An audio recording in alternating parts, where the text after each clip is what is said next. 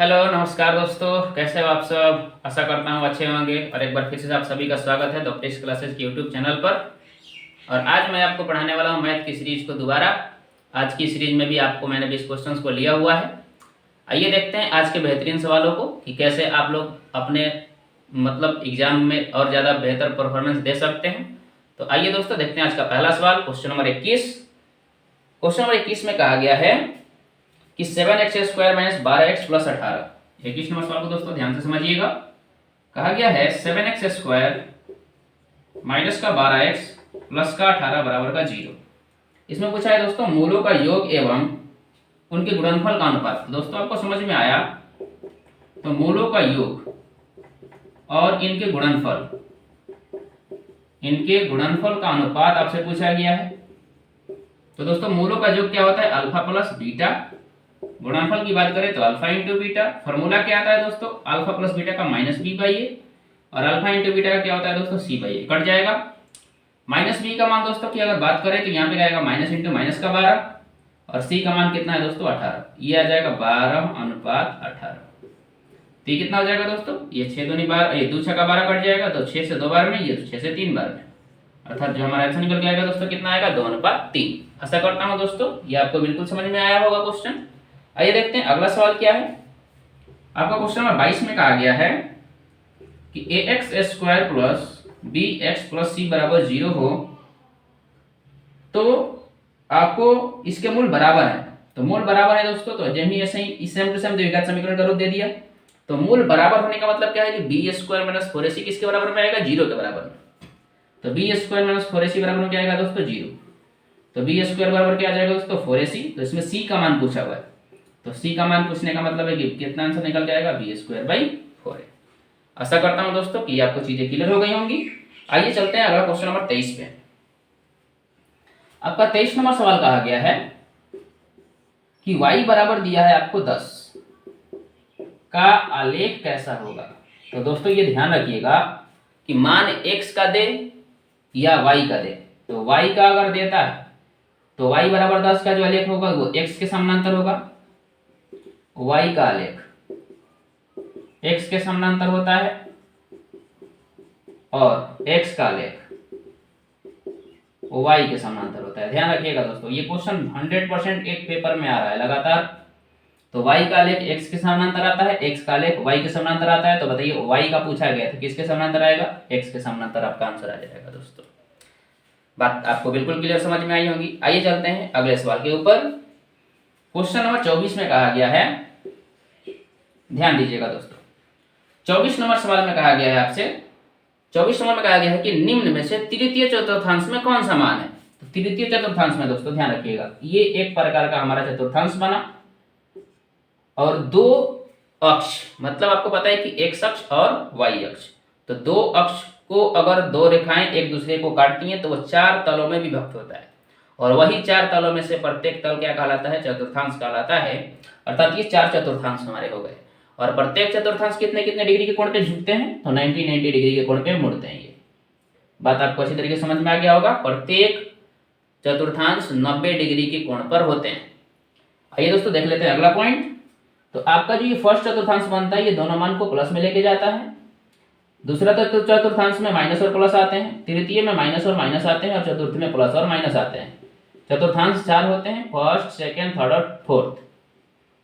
तो आपसे पूछा गया कि निम्न में तृतीय में कौन है? तो वैसा मान जो दोनों मान माइनस में है वही कौन सा चतुर्थांश में जाएगा दोस्तों? तृतीय चतुर्थांश में जाएगा। इसका क्वेश्चन का ऑप्शन में इधर एलिमिनेट करता हूं, ध्यान दीजिए। 24 नंबर क्वेश्चन के पहले ऑप्शन में है 4 और 6,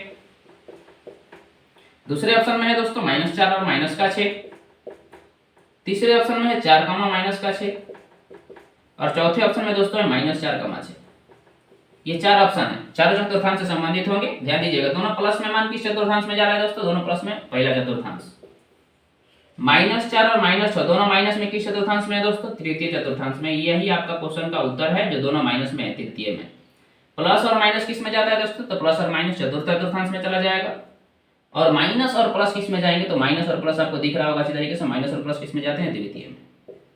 ये चारों क्वेश्चन का उत्तर आपको समझ में आ गया होगा।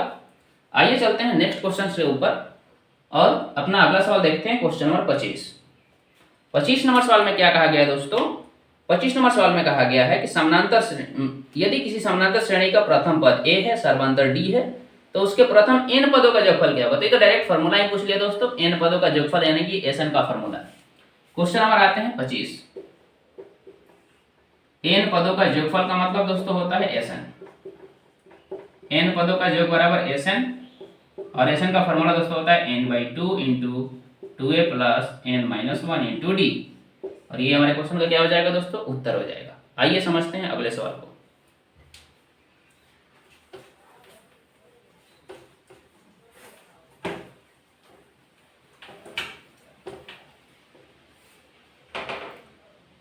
दोस्तों 26 नंबर सवाल में कहा गया है, 26 नंबर सवाल में कहा गया है कि समानांतर श्रेणी आपको दिया गया है जिसको हम लोग एपी कहते हैं। आपको समझ में आया होगा, एपी को बोलते हैं समानांतर श्रेणी या मतलब अर्थमेटिक प्रोग्रेशन। आइए दोस्तों देख लेते हैं। क्वेश्चन में कहा गया 26 में 2 7 12 डॉट डॉट आगे की तरफ गया, पूछा 10वां पद क्या होगा। ध्यान दीजिएगा दोस्तों, जब भी आपसे ये कौन nवां पद पूछता है तो 10वां पद का जो फॉर्मूला निकल के आता है वो होता है a + 9d। आपको कोई भी पद पूछा जाए, इसमें कोई भी पद आपसे पूछा जाए, 10वां 12वां 15वां 1000वां लाखवां कुछ भी पूछा जाए, उससे a को कम d एक को प्लस में लेके करते हैं। यहाँ पे पूछा है 10वां, तो हमने क्या किया, a प्लस में a को कम d ले लेना है, यानी कि 9d हो जाएगा।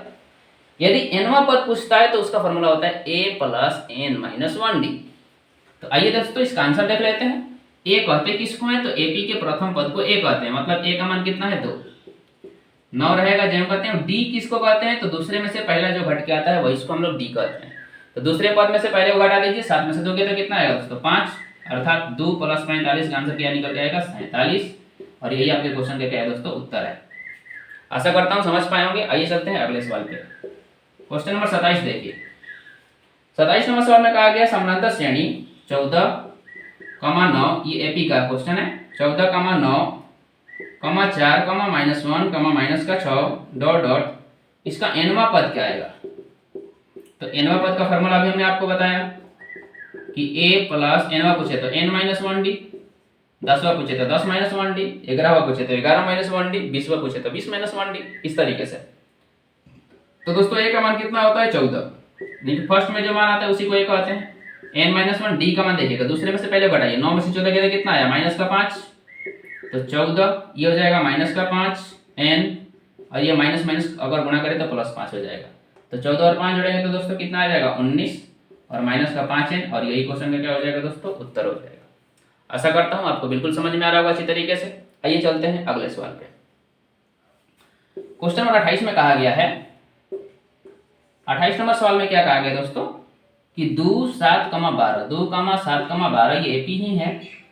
2, 7, 12 डॉट डॉट 10 पदों का योगफल निकालना है, 10 पदों का योग। ध्यान दीजिएगा, a का मान 2 दे दिया, d का मान आपको पता है 7 में से 2 घटाते हैं तो ये आ जाएगा 5, n का मान दे दिया है 10, यानी कि योगफल निकालना है तो Sn का मान आपको पूछा गया है। योगफल का मैंने अभी फॉर्मूला बताया कि Sn होता है n पदों का योगफल बराबर Sn, जिसका फॉर्मूला n/2 × 2a + n-1d। तो Sn का फॉर्मूला लगा लीजिए, n/2 × 2a + n-1d। इस तरीके से अगर आगे बढ़े तो n का मान 10 बटा का 2, 2 × a का मान 2 + n-1, n का मान कितना है 10, माइनस का मान d का मान कितना आया दोस्तों 5। इस तरीके से मान भरेंगे, काट देंगे, 2 5 10 कटेगा, 4 प्लस ये देखिएगा 9 हो जाएगा, 9 5 45, तो 5 अगर 49 से गुणा करते हैं तो कितना आ जाएगा दोस्तों 245। ये हमारा दोस्तों क्या हो जाएगा, उत्तर हो जाएगा क्वेश्चन का। बिल्कुल आपको आसानी से समझ में आ रहे होंगे क्वेश्चंस। आइए बढ़ते हैं अगले क्वेश्चंस पे। क्वेश्चन नंबर 29 नंबर सवाल में दोस्तों कहा गया है, 29 नंबर सवाल में आपसे कहा गया है कि ax² + bx + c = 0 हो, जहां a ≠ = 0, तो x के मान क्या होंगे। तो x का मान दोस्तों द्विघाती सूत्र से निकाला जाता है, और द्विघाती सूत्र इसमें पूछा गया है। तो द्विघाती सूत्र x बराबर होता है -b + √b² - 4ac/2a। ये आपका क्वेश्चन का क्या हो जाएगा दोस्तों, उत्तर हो जाएगा। यही आपके क्वेश्चन का उत्तर में दिया हुआ है। अब यहाँ पे आप समझ पाए होंगे कि b² - 4ac को हम लोग क्या कहते हैं, इसको d कहते हैं, डिस्क्रिमिनेंट, जिसको विवेचक या विविक्तर कहा जाता है। d विवेचक या विविक्तर कहलाता है। आप इसको इस तरीके से निकाल सकते हैं, d विवेचक या विविक्तर कहलाता है। आइए दोस्तों देखते हैं अगला सवाल, क्वेश्चन नंबर 30 नंबर में कहा गया है दोस्तों, आपको दो नियामक दिए गए हैं, पहला मान ए है, दूसरा मान बी है, और आपसे पूछा गया है पहला मान 9 और 3 है, 9 और 3 है, और दूसरा मान जो दिया गया है वो 15 11 है, 15 और 11 है, और आपसे पूछा गया इन दोनों के बीच की दूरी, तो दूरी सूत्र लगा दीजिए दोस्तों। ए बी की दूरी आपसे पूछा जाए तो दूरी सूत्र से काम कर लीजिए। दूरी सूत्र का फॉर्मूला क्या होता है, x2 माइनस x1 का whole square plus y2 minus y1 का होल स्क्वायर। अगर इसको आगे की तरफ बढ़ाए इधर तो कितना हो जाएगा, पहला मान x1 y1 का, दूसरा मान x2 और y2 का, तो कितना हो जाएगा दोस्तों 15 माइनस 9 का होल स्क्वायर प्लस ये कितना हो जाएगा 11 माइनस 3 का होल स्क्वायर। तो 15 में से 9 गया तो ये 6 का स्क्वायर आएगा, ये 8 का स्क्वायर आएगा, तो 36 और 64 जोड़ेंगे तो दोस्तों कितना आ जाएगा 100, और 100 का वर्गमूल कितना आता है दोस्तों 10, ये आपका आंसर हो जाएगा। आशा करता हूँ दोस्तों ये 30 तक के क्वेश्चन आपको बिल्कुल समझ में आ गए होंगे अच्छी तरीके से। अगर कहीं आपको दिक्कत हो रही हो तो मेरे कमेंट में आप जरूर बताएं, उस टॉपिक को हम जल्द से जल्द आपको डाउट के रूप में क्लियर करेंगे। आइए दोस्तों चलते हैं अगले सवाल के ऊपर। आपका अगला सवाल है,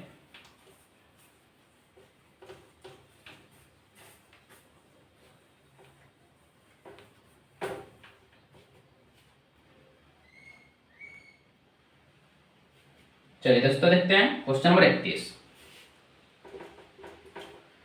31 नंबर सवाल में क्या कहा गया दोस्तों, किसी वृत्ताकार क्षेत्र की परिधि आपको दिया गया, परिधि दे दिया, तो वृत्त की परिधि का फॉर्मूला क्या होता है दोस्तों, वृत्त की परिधि बराबर होता है 2 पाई r, जो कि दिया है आपको ये 4 पाई, कितना दिया है 4 पाई मीटर दिया है, ये हो गया 2 पाई r, तो 4 पाई मीटर दिया है तो 4 पाई से पाई खत्म, 2 दूनी 4 खत्म, तो r बराबर क्या आ जाएगा दोस्तों 2 मीटर। यही आपसे पूछा गया था कि इसकी त्रिज्या कितनी आएगी, त्रिज्या को r कहते हैं, आपका आंसर आराम से निकल के आ गया 2 मीटर। आइए दोस्तों अगले सवाल पे चलते हैं, 32 को देखते हैं। इसमें पूछा गया है कि वृत्त के उस चाप की लंबाई क्या होगी जो वृत्त के केंद्र पर 60 डिग्री के कोण अंतरित करती है। तो दोस्तों ध्यान रखिएगा, ये आपका एक वृत्त हो गया, ये इसका केंद्र हो गया, ये इसका त्रिज्या हो गया, और ये उसकी चाप की लंबाई हो गई l, और ये हो गया इसकी त्रिज्या 21 सेंटीमीटर की त्रिज्या, थीटा का मान कितना डिग्री का दिया है 60 डिग्री का। तो आइए दोस्तों चाप की लंबाई का फॉर्मूला देख लेते हैं। तो चाप की लंबाई की यदि बात करें तो चाप की लंबाई का फॉर्मूला होता है थीटा बटा 360 गुणा 2 पाई r। तो थीटा का मान कितना हो जाएगा दोस्तों 60, तो 60 बटा 360 गुणे 2 गुणे पाई का मान 22 बटा 7 होता है, और r का मान 21। काट दीजिए इसको दोस्तों, ये 6 से 6 बार में कट जाएगा, 3 दूनी 6 कटेगा, 2 से 2 खत्म, जो त्रिज्या चाप की लंबाई निकल गई, l का मान कितना आएगा दोस्तों 22 मीटर, जो कि बिल्कुल आसान सवाल है, आपको समझ में आ गया होगा। आइए दोस्तों चलते हैं अगले क्वेश्चन नंबर 33 को। 33 नंबर सवाल में क्या है दोस्तों, ध्यान दीजिएगा, सॉरी दोस्तों 32 नंबर क्वेश्चन को मैंने स्किप किया हुआ है, ये 33 नंबर सवाल था, गलती से बन चुका है। चलिए 32 आगे देखते हैं। आइए दोस्तों 32 नंबर को देखते हैं। 32 नंबर सवाल में कहा कि 6 सेंटीमीटर त्रिज्या वाले अर्धवृत्त की परिमिति क्या होगी। तो आपको समझ में आ रहा होगा अर्धवृत्त की परिमिति क्या होगी दोस्तों, अर्धवृत्त की परिमिति का फॉर्मूला लगा लेंगे, pi r plus 2r, pi r plus 2r, r यहाँ पे भी r यहाँ पे भी, जो दोनों में कॉमन निकल जाता है बाहर की तरफ। तो r का जो मान दोस्तों आया 6 सेंटीमीटर दिया है, तो 6 आगे लगा दीजिए और पाई प्लस 2 लिख दीजिए, क्योंकि पाई का मान जब कहते हैं छोड़ना है, ऑप्शन पाई में है, तो इसलिए पाई को हम लोग मान इसमें भरेंगे नहीं, ये आपका आंसर हो जाएगा 6 इंटू पाई प्लस 2 जो है आपका आंसर हो जाएगा। आइए दोस्तों देखते हैं क्वेश्चन नंबर 33 नंबर सवाल हो चुका है। 34 देखते हैं, 34 नंबर सवाल में क्या है ध्यान दीजिएगा। 34 नंबर सवाल में कहा गया है कि दो घनों के आयतनों का अनुपात, घन है, घन का आयतन है, इसको वैल्यू कहते हैं v दिया हुआ है, 1:27, 1:27 दिया है। तो पहले दोस्तों आपसे पूछा कि क्षेत्रफल का अनुपात क्या होगा, तो पहले साइड मालूम कर लेते हैं। तो आयतन से साइड में जाने के लिए आपको करना पड़ता है घनमूल, याद रखिएगा, ऑब्जेक्टिव क्वेश्चंस को डिटेल में बताएंगे चैप्टर जब पढ़ाएंगे उस समय में। तो साइड का रेशियो जब हम लोग निकालेंगे इसका, तो इसका घनमूल निकालना पड़ेगा। तो बताइए दोस्तों 1 का घनमूल कितना होता है 1, और 27 का घनमूल कितना होता है 3। साइड निकल चुका है, और जब साइड पता है तो क्षेत्रफल होता है साइड का स्क्वायर। तो जब क्षेत्रफल में जाएंगे तो इसका स्क्वायर कर देंगे, तो 1 का स्क्वायर अनुपात 3 का स्क्वायर। इस तरीके से जो ही हमने निकाला मान निकल के आंसर आ गया होगा कितना 1:9। आशा करता हूँ दोस्तों ये आपको बिल्कुल अच्छी तरीके से समझ में आ गया होगा। आइए चलते हैं अगले सवाल के ऊपर, क्वेश्चन नंबर 35 नंबर थोड़ा अच्छा सवाल है, ध्यान देंगे, लेकिन हल करेंगे चुटकियों में उसको। आइए समझ लेते हैं, ध्यान दीजिए।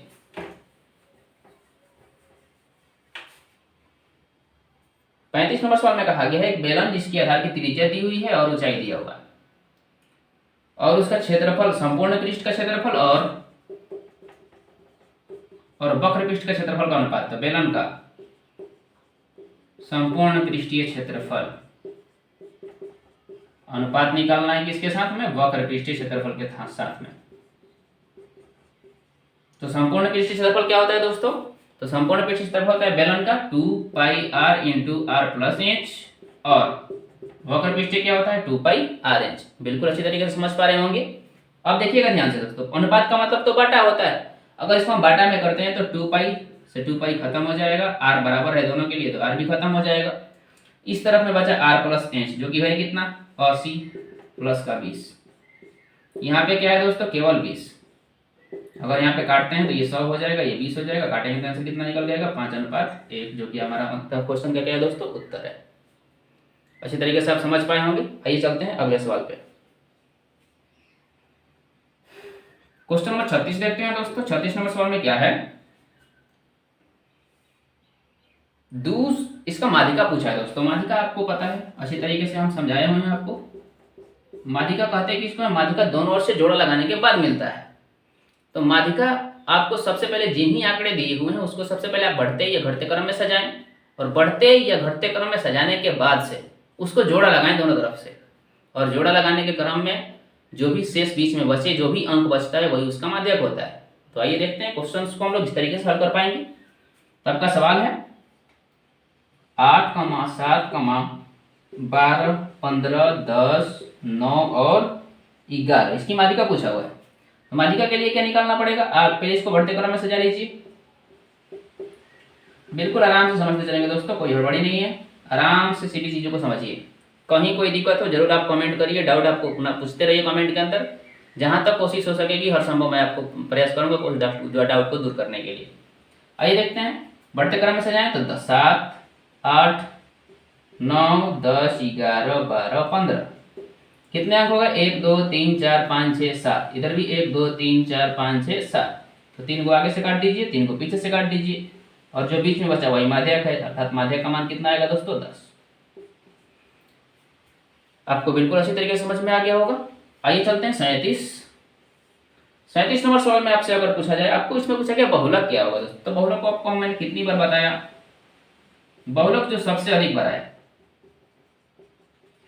सर्वाधिक बार आने वाली बारंबारता, सर्वाधिक बार आने वाली बारंबारता बहुलक कहलाती है। तो देख लीजिए सबसे अधिक बार कौन आया इसमें, देख लीजिए 70, 80, क्वेश्चन में लिख देता हूं मैं 50, 60, 70, 40, 50, 90, 50, 30। अब देखिए सबसे अधिक बार कौन आया है, 50 को देखिए 1, 2, 3, इसके अलावा और कोई इससे ज्यादा आया है नहीं आया है दोस्तों। 70 है जो 2 बार आया हुआ है, लेकिन ज्यादा 3 बार नहीं आया, अर्थात बहुलक का मान कितना आ जाएगा दोस्तों 50। तो आपका जो आंसर बहुलक निकल के आएगा कितना आ जाएगा 50 आ जाएगा, या फिर क्वेश्चन का क्या हो जाएगा उत्तर हो जाएगा। आइए देखते हैं अगला सवाल, क्वेश्चन नंबर 38 नंबर में दोस्तों माध्यक का सूत्र ही पूछ दिया। क्वेश्चन पूछा गया कि निम्न में से किसके बराबर है सिग्मा fi xi। तो माध्यक को हम लोग x बार से डिनोट करते हैं, ध्यान रखिएगा। माध्यक को हम लोग क्या कहते हैं x बार। इसका फॉर्मूला क्या होता है दोस्तों, सिग्मा n का मान 1 रहेगा, i बराबर यहाँ पे रहेगा, यहाँ पे n रहता है ध्यान रखेंगे, और सिग्मा fi xi होता है, बाटा के अंदर होता है, सिग्मा रहेगा n रहेगा, i का मान 1 रहेगा यहाँ पे, और ये होता है fi। ये होता है दोस्तों माध्यक का फार्मूला, जिसको हम लोग x बार से डिनोट करते हैं। आपका आंसर क्या हो जाएगा दोस्तों x बार। ऑप्शन नंबर ए ही पे है, आपका आंसर हो जाएगा। आइए देखते हैं अगला सवाल, क्वेश्चन नंबर 39 में कहा गया कि यदि किसी घटना के घटने की प्रायिकता p है, तो आप ध्यान दीजिए किसी घटना के घटने की प्रायिकता p हो गया। तो आपको बताए थे कल ही कि घटना का होना और घटना का नहीं होना दोनों का जोड़ कितना आता है 1 आता है। तो होने का पूछे तो 1 माइनस नहीं होना, और नहीं होने का पूछे तो 1 माइनस होना करेंगे। बात क्लियर हो गया होगा अच्छी तरीके से आपको। तो आइए समझते हैं आपका आंसर क्या आएगा, PE घटना होना प्लस PE डैश घटना नहीं होना कितने के बराबर 1 के बराबर में।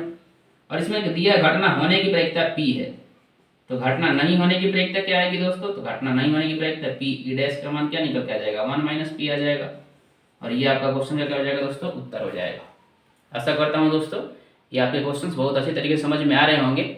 आइए आज का हमारा लास्ट सवाल जो है क्या है दोस्तों, 40 नंबर सवालों को देखते हैं। क्वेश्चन में पूछा गया है कि दो पासे को एक साथ फेंका गया और दोनों पासे पर अंक 5 होना चाहिए, उसकी प्रायिकता क्या होगी। ध्यान दीजिए दोस्तों, अगर दो पासे को फेंके एक बार, दो पासे को फेंके जाने पर जो सैंपल बनते हैं दोस्तों वो बनते हैं 6 का पावर 2, यानी कि 36 को आपका सैंपल बनेगा, यानी कि कुल घटनाएं जो होती हैं 36 प्रकार की घटनाएं घटती हैं। लेकिन आपको उसमें से एक घटना को चुनना है जो कि दिया हुआ है कि दोनों पासे पर 5 आना चाहिए। तो आप दिमाग लगाइए दोस्तों कि दो को पासा फेंका गया एक साथ, तो दोनों पर 5 कितनी बार आ सकता है, मात्र एक ही बार तो आ सकता है 5, इसके अलावा तो और किसी में 5 नहीं आ सकता है, तो मात्र एक ही बार 5 आ सकता है। तो आपको परीक्षा का फॉर्मूला याद है, ऊपर होती है घटने वाली घटना, नीचे होती है कुल घटना, अर्थात आंसर जो निकल के आएगा दोस्तों कितना 1/36। आपको ये अच्छे तरीके से समझ में आया होगा। आइए चलते हैं अगले सवाल के ऊपर, एंड आपका ये लास्ट सवाल था दोस्तों। तो आज की क्लास हमारी यहीं तक रहेगी, और ये हमने 20 क्वेश्चंस के सीरीजों को मैंने बांटा हुआ है। मैं प्रत्येक रोज 20 क्वेश्चंस को आपके सामने लेके आऊंगा, और उसमें 20 क्वेश्चंस को आपको बेहतरीन सटीक तरीके में आपको समझाऊंगा, ताकि आपके क्वेश्चंस आराम से पेपर में बन जाए। तो आज की क्लास दोस्तों हमारी यही रहेगी यहाँ तक, और यदि आपको इस क्वेश्चन से आपको ज़्यादा थोड़ा लाभ मिल रहा हो तो आप मेरे चैनल को थोड़ा सा सब्सक्राइब जरूर करवाएं और अपने दोस्तों को शेयर करें, और जो भी परेशानियाँ आपको दिख रही हैं हमारे वीडियो के अंदर, तो थोड़ा सा उसको कमेंट में आप जरूर साझा करें, ताकि मैं इसको और बेहतर कर पाऊँ। आज की क्लास यहीं तक दोस्तों, तब मिलते हैं नेक्स्ट क्लास के अंदर, तब तक के लिए जय हिंद।